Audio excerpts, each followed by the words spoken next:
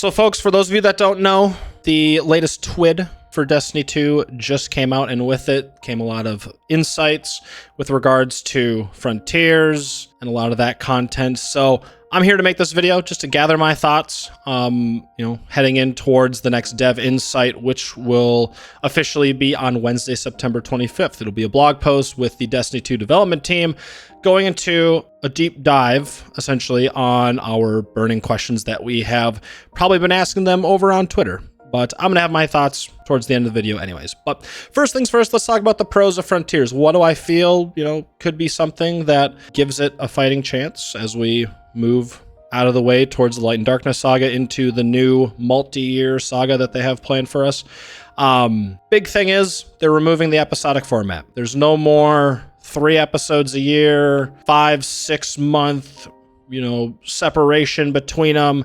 There's going to be hopefully more content drops, kind of going back to towards more of a seasonal format, essentially, which is going to be 2 expansions a year every 6 months, and then 3-month gaps of, I guess you could call it, seasonal updates, meta changes, activity changes, event changes, etc., etc. So they're essentially going back to what seasons were, but now they're making 2 expansions instead of 1 big yearly expansion. Another pro that I have is they're finally introducing new locations. We are finally getting out of the Sol system for the first time in the 10 years that Destiny has been out, which I am actually really excited for, because I would love to go see places like Reese, Tora Bottle, Fundament, whichever is still alive and not destroyed by the aftermath of,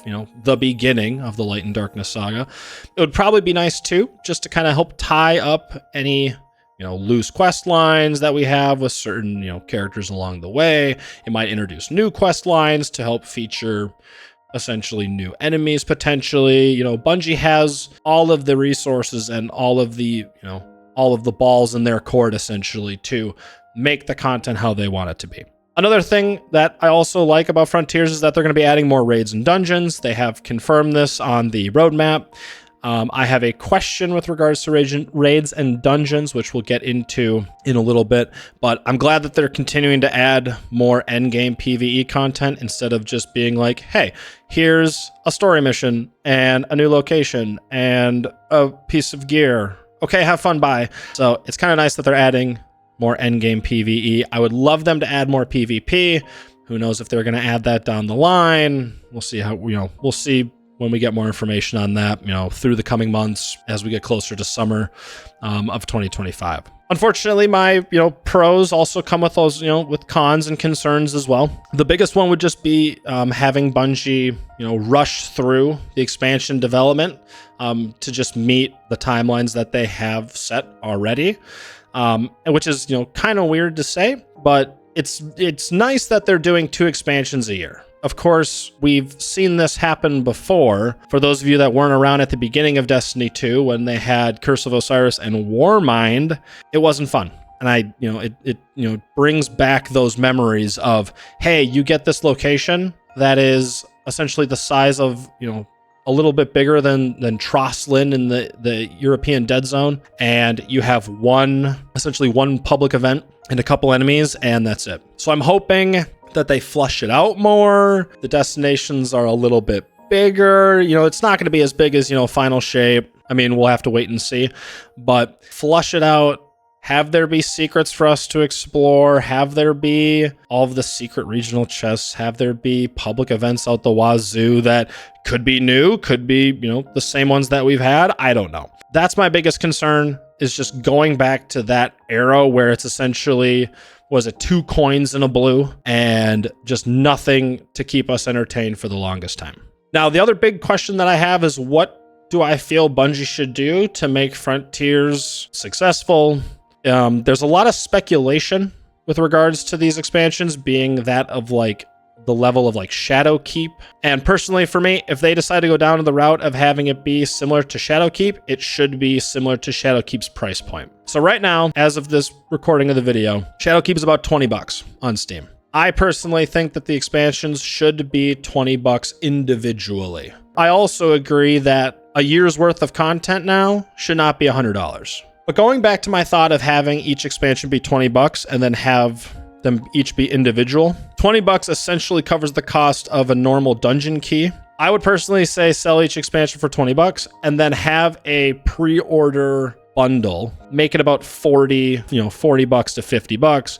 That way, then you can give extra pre-order items like they normally do with, the pre-order weapon, like pre-order exotics. They could do skimmers and sparrows, which I really want more skimmers, like shader packs, extra incentives to say thank you for, sticking with us and buying the year's worth of content. Here's some extra stuff that's, a $10 value. That way, then people can look at it, engage from there, see what's going on. Again, they'll probably talk about price point way down the line in 2025 because that is probably the least of their concerns right now. However, that's why I feel like they should do it price point wise.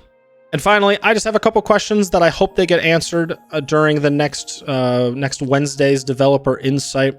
The first one is probably the most important one that I have, and it is, are we getting a raid and a dungeon per expansion, or are we just getting a raid in one of the expansions and then a dungeon or two in the next expansion? I want to have a raid and a dungeon every expansion because that would be the PvE content that I truly enjoy, because I love challenging myself. I love, solo flawlessing all the dungeons. I love flawlessing all the raids. I love getting the titles and all the weapons and the exotics and things like that. So to have more opportunities to participate in contest modes and to have just more fun with the friends that I currently have playing Destiny and getting to meet new people playing the game, I would totally be down for that. The second question that I have is, will they keep having exotic missions? Kind of how we have with Choir of One and like Encore. Are they going to keep that same exotic quest per expansion?